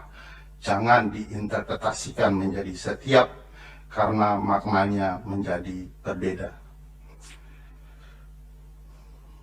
Pertanyaan yang mulia Daniel Yusmik, apakah kemudian Perpu boleh mengubah undang-undang? Tentu dengan syarat sebagaimana yang disebutkan putusan 138 PUU 8 Romawi tahun 2009 bahwa ada hukum tetapi tidak menyelesaikan masalah, kata Mahkamah, boleh dikeluarkan Perpu. Maknanya bisa kemudian mengganti undang-undang kalau ada undang-undang tapi tidak menyelesaikan masalah. Problematikanya kalau dikaitkan dalam konteks permasalahan yang kita diskusikan hari ini, apakah dengan dinyatakan inkonstitusional bersyarat, ya, lalu kemudian dinyatakan boleh mengeluarkan Perpu. Kalau dicermati putusan itu sama sekali perintahnya tidak seperti itu. Perintahnya untuk melakukan perbaikan proses pembentukan. Karena itu pengujian formil yang dilakukan adalah merevisi undang-undang dengan cara Perpu. Merevisi undang-undang dengan cara Perpu pun menurut saya tidak benar. Karena Perpu lahir dengan 3 konteks yang disebut Mahkamah. Terpenuhi dulu, ada kekosongan hukum, tapi kalau ada hukum termasuk ada undang-undang, lalu dia tidak menyelesaikan masalah, baru kemudian dikeluarkan Perpu. Dan yang syarat ketiga adalah dibutuhkan waktu yang cepat untuk menyelesaikan masalah tersebut. Jadi yang mulia, saya pikir saya menjawabnya berdasarkan putusan 138 saja. Segala salah saya mohon maaf kalau ada hal-hal yang belum atau tidak pada tempatnya tersampaikan. Pertanyaan Prof. Arief, yang mulia Prof. Arief, sangat berat bagi saya, tapi seingat saya kami termasuk yang mengusulkan agar segera dibuat undang-undang hukum acara Mahkamah Konstitusi yang mulia, karena perlu diatur berbagai kejelasan. Daripada kemudian Mahkamah mengatur hukum acara melalui peraturan Mahkamah Konstitusi, hal-hal yang baru seperti saat ini kemudian terpaksa harus diatur ulang kembali dengan berbagai pertimbangan. Ini bukan saya tidak mengatakan bahwa PMK hari ini tidak tepat, tetapi yang paling pas adalah undang-undang hukum acara tersendiri. Saya berposisi yang mulia karena yang mau dibuktikan oleh pemohon adalah peristiwa yang terjadi dalam pembentukan undang-undang, maka mau tidak mau pilihan mereka adalah menghadirkan orang yang mengalami sendiri, melihat sendiri, dan mendengarkan sendiri apa-apa yang terjadi dalam proses formil pembentukan undang-undang. Jadi siapa lagi, Ferry Amsari mungkin tidak pernah melihat setiap hari, bahkan yang mulia sendiri bukan bagian yang bisa dikatakan saksi, meskipun mungkin mengetahui proses yang terjadi. Oleh karena itu, walaupun ada putusan MK dulu soal kriteria saksi yang menambahkan satu elemen, yaitu mengetahui, saya pikir dalam konteks ini, dalam proses formil apa yang terjadi di sidang di DPR, betul-betul harus orang yang terlibat langsung, dan itu adalah saksi yang kuat. Dan seingat saya, Mahkamah menggarisbawahi bahwa pihak yang tidak boleh terlibat adalah pihak pemohon yang mempermasalahkan undang-undang. Jadi DPR tidak bisa menjadi prinsipal pemohon agar kemudian tidak terjadi perdebatan baru ketatanegaraan yang dipindah tempatkan dari DPR ke Mahkamah, karena itu menurut saya juga tidak tepat. Nah, yang hadir di sini adalah dalam rangka menyampaikan keterangan apa yang dia lihat, dia alami, dan dia dengarkan sendiri. Mohon maaf yang mulia, saya paham bahwa yang mulia mengetahui ini. Tentu saja ini pertanyaan pancingan untuk bisa didengar oleh DPR dan pemerintah. Sekian, terima kasih. Ya, begini, menjadi tidak seimbang dan tidak tidak apple to apple. Masalahnya begini, kalau sampai pemerintah atau DPR menghadirkan saksi-saksi yang dia tahu, itu saya malah jadi kasihan dengan pemohon, jadi tidak seimbang. Karena apa? Yang bisa dihadirkan oleh pemohon adalah saksi yang berasal dari PS, dan PKS, dan Demokrat. Dan nanti kalau pemerintah dan DPR menghadirkan saksi dari fraksi yang menyetujui, jumlahnya lebih banyak. Oleh karena itu, karena sidang ini adalah sidang terbuka untuk umum, maka dan yang kebetulan yang dipersoalkan adalah persoalan pengujian formil, maka secara formil ini menurut hukum acara adil nggak malah kalau ini saksinya Bu Haja Lydia ini menjadi saksi dalam perkara ini yang diajukan oleh pemohon. Karena apa? Karena kalau pemerintah dan DPR nanti mengajukan saksi yang sebaliknya dalam jumlah yang lebih banyak, otomatis kesaksiannya kan juga jadi tidak seimbang. Jadi sebetulnya kita harus mendudukkan hukum acaranya. Hukum acara itu harus memberikan keseimbangan, kesamaan dalam sisi apapun, sehingga tidak berpihak pada pemohon, tidak berpihak kepada pemberi keterangan dan sebagainya. Inilah yang harus kita jaga sebetulnya. Saya setuju kalau tadi yang disampaikan Pak Mas Ferry Amsari, ya memang kita juga akan lebih enak kalau semua itu akan diatur di dalam undang-undang tentang hukum acara. Jadi ini sekaligus supaya diketahui oleh publik, ya, ini adalah pengujian formil, sehingga ada syarat-syarat yang harus kita sepakati. Ahli itu harus memenuhi kriteria apa, saksi itu harus memenuhi kriteria apa, dan itu harus ada keseimbangan, apple to apple. Nah, kalau posisinya begini kan malah saya kasihan sama pemohon hanya bisa begitu. Nah ini loh, tapi Anda mungkin arahnya nggak tahu, atau Pak Prof.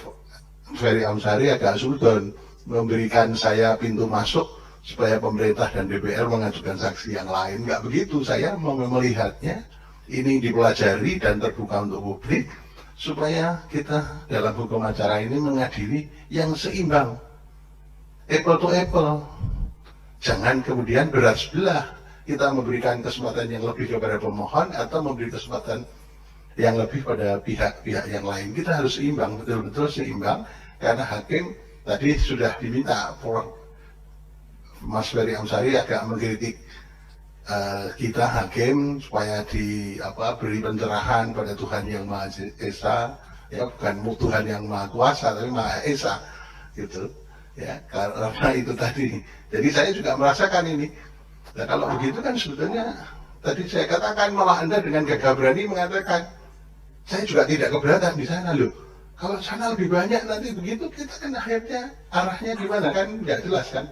Jadi itu yang perlu saya sampaikan dalam forum yang terbuka untuk umum supaya diketahui, dan dalam posisi ya kita harus berdiri di semua pihak secara adil, face to face yang seimbang, sehingga kita bisa memberi putusan yang betul-betul diharapkan oleh pemohon dan diharapkan oleh seluruh rakyat Indonesia. Saya telah jadi hakim Mahkamah Konstitusi, itu ada penelitian terkenal sebagai hakim yang mengatakan hakim itu memutus perkara harus disinari oleh sinar ketuhanan yang Maha Esa. Sehingga dalam contoh ini, Yang Mulia Bapak Ketua, Yang Mulia Bapak Wahiduddin, dan kita yang Muslim disinari oleh Al-Quran dan Al-Hadis. Dan hakim yang namanya Yang Mulia Pak Daniel Yusmik dan Yang Mulia Pak Manahan, yang seorang Kristen, disinari oleh Bible. Itu ada penelitiannya, bisa di-upload, ada peneliti kita yang meneliti, Arif Hidayat, mengintrodusir putusan Mahkamah Konstitusi, hakim Mahkamah Konstitusi, dan berhukum di Indonesia harus disinari oleh sinar ketuhanan yang Maha Esa. Karena putusan di Indonesia, berhukum di Indonesia tidak sekuler. Itu, karena ini terbuka untuk umum, untuk pembelajaran kita semua. Terima kasih Yang Mulia Bapak Ketua. Izin menjawab dan merespon Yang Mulia. Ya, sedikit saja ya. Pertama, sebenarnya Yang Mulia Arif sudah menerapkan soal keberimbangan antar pihak itu. Saya teringat perkara dalam sistem pemilu proporsional, meskipun mayoritas fraksi di DPR sudah mendatangkan pihak perwakilan DPR kuasanya, tetapi Yang Mulia juga memberikan kesempatan kepada partai yang berbeda pandangan. Satu-satu, tidak 8 mewakili 8, lalu 1 mewakili 1. Hemat saya tentu saja patut didengarkan secara berimbang karena itu azas peradilan pihak-pihak. Jadi yang satu menyampaikan perwakilan yang menolak proses dan satu pihak yang menyetujui proses pembentukan Cipta Kerja. Jadi seingat saya itu pada dasarnya hampir sama. Yang Mulia tentu tidak betul-betul mirip karena Yang Mulia sendiri sudah mempraktikannya dengan amat bijaksana. Mohon maaf saya tidak mengkritik Yang Mulia sekalian. Saya mendoakan Yang Mulia sebagai seorang yang beragama, mudah-mudahan Allah Subhanahu wa Ta'ala memberikan petunjuk.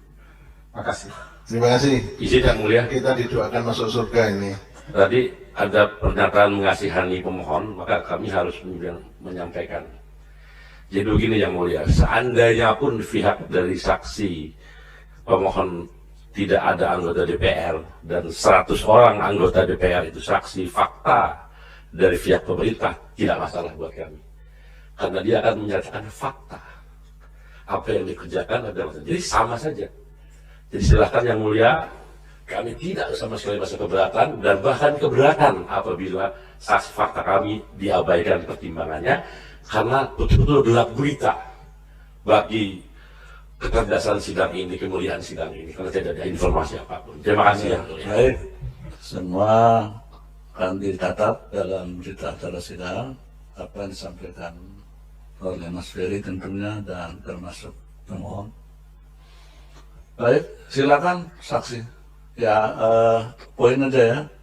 Sekarang udah jam 13:03, nanti jam 13:30 akan ada sidang dalam hal yang sama mengenai Ciptaker formilnya. Silakan.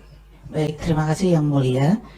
Saya mencoba menjawab dengan lebih cepat dan lebih singkat. Pertama, ingin menjawab pertanyaan yang mulia tentang apakah semua perpu yang diajukan oleh pemerintah pasti ditolak oleh PKS dalam masa sidang ini. Tidak, yang mulia. Jadi ada 2 saja yang ditolak oleh PKS berkaitan dengan Perpu nomor 2 tahun 2020 dan kemudian juga dengan Perpu Cipta Kerja ini. Kemudian berkaitan dengan pembahasan yang disebut pengundangan di dalam DPR adalah ketika kemudian dibahas di dalam rapat pembahasan tingkat 2, yaitu di rapat paripurna DPR RI, pengambilan keputusan untuk ditetapkan menjadi undang-undang atau tidak. Kemudian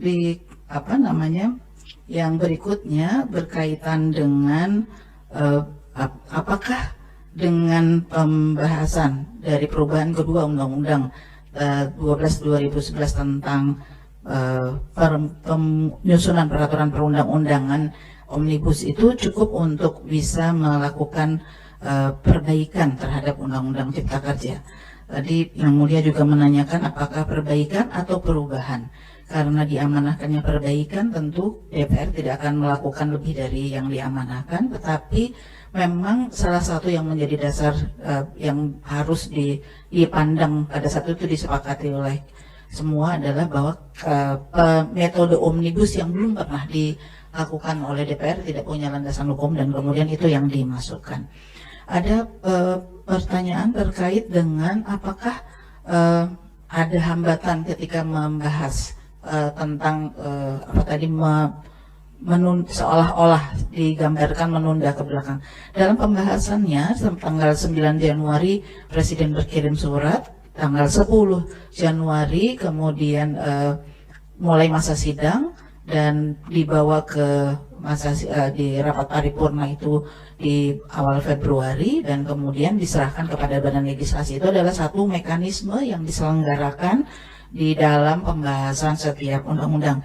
Diselesaikan di pimpinan, kemudian disampaikan di Badan Musyawarah, dari Badan Musyawarah diserahkan kepada alat kelengkapan Dewan yang melakukan, yang diamanatkan untuk membahas, dalam hal ini adalah Badan Legislasi, dan kemudian di Badan Legislasi dibahas mulai di tanggal 14 Februari sampai 15 Februari. Kemudian mengapa interupsi di rapat paripurna diabaikan? Tentu harus dikembalikan kepada yang memimpin rapat paripurna. Tugas kami sebagai anggota Dewan adalah menyampaikan perkara-perkara yang menurut kami ini menjadi penting untuk dicatat oleh kami semua, mengingat ini berkenaan dengan proses penyusunan undang-undang. Kemudian berkaitan dengan apakah hanya pelibatan dari narasumber ahli saja yang diundang pada saat itu, karena mengingat punya keterbatasan Perpu harus disegerakan dalam pembahasannya, maka kemudian di Badan Legislasi yang diusulkan untuk menyampaikan dalam RDPU adalah narasumber ahli sebagaimana yang telah saya sebutkan. Apakah DPR yang seperti itu berkhidmat pada rakyat kepentingan tertentu? Ini sebetulnya kalau kita lihat berkaitan dengan pertama mekanisme pembahasan dan kemudian tenggat waktu.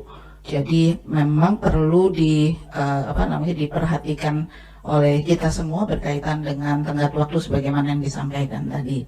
Kemudian berkaitan dengan pertanyaan yang mulia, apakah pernah ada pembahasan rencana perubahan terkait dengan Undang-Undang Cipta Kerja? Sependek pengetahuan saya yang mulia, kami tidak pernah membahas itu.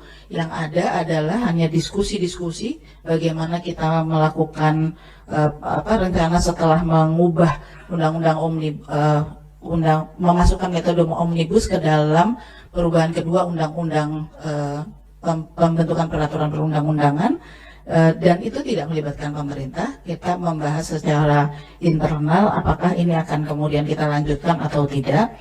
Hanya kemudian tidak dilanjutkan pembahasannya mengingat ini adalah usul inisiatif pemerintah, maka akan lebih mudah jika diselesaikannya dengan perbaikan usul inisiatif pemerintah. Jadi sebagaimana tadi disampaikan oleh Yang Mulia, sesungguhnya kami tidak pernah membahas hal tersebut. Demikian Bapak Yang mulia Majelis Hakim, yang bisa saya sampaikan poin-poin dari semua pertanyaan ini. Terima kasih. Assalamualaikum warahmatullahi wabarakatuh. Waalaikumsalam. Ya, baik. Terima kasih untuk kuasa Presiden. Apakah akan mengajukan ahli atau saksi? Benar mulia, kami akan mengajukan saksi dan ahli. Berapa orang? Mohon izin mulia, apakah tadi untuk menyeimbangkan saksi, karena tadi adalah yang disampaikan atau yang diajukan oleh pemohon adalah saksi dari yang menolak, apakah pemerintah juga menyeimbangkan dari fraksi yang menyetujui? Jadi begini, prinsip peradilan di bawah Mahkamah Agung, termasuk peradilan Mahkamah Konstitusi, ada prinsip aja di audit itu alteram partem. Siapapun yang diajukan akan didengar. Itu prinsipnya. Ya. Jadi silakan. Ya. Berapa orang? Ada yang relevan nggak dengan pokok persoalan? Jadi itu aja yang dicari. Ahli 4, saksi 4 yang mulia. Saksi ya, ahli? 4 yang mulia. 4 ya, 4 ahli, 4 saksi gitu.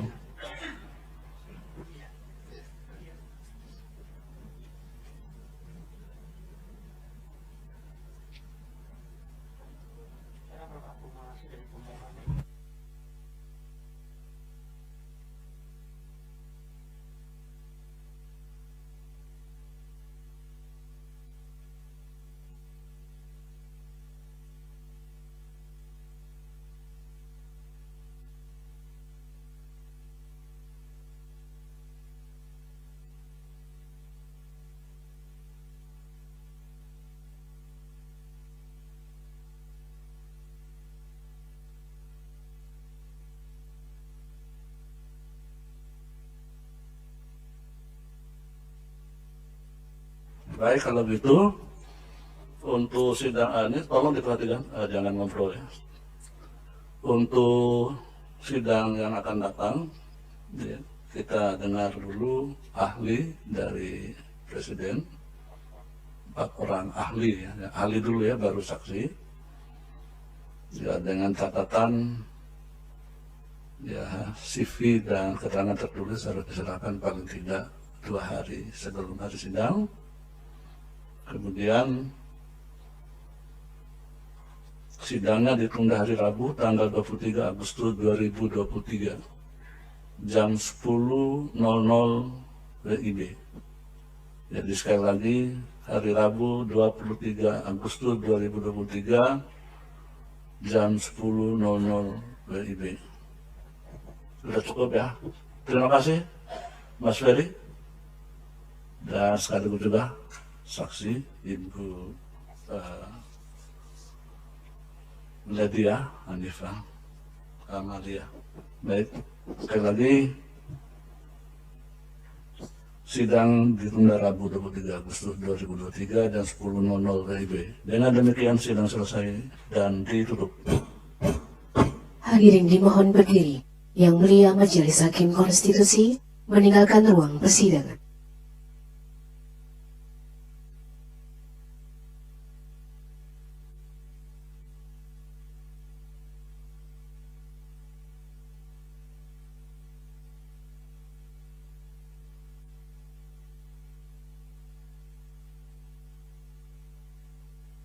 Hadirin disilakan duduk kembali.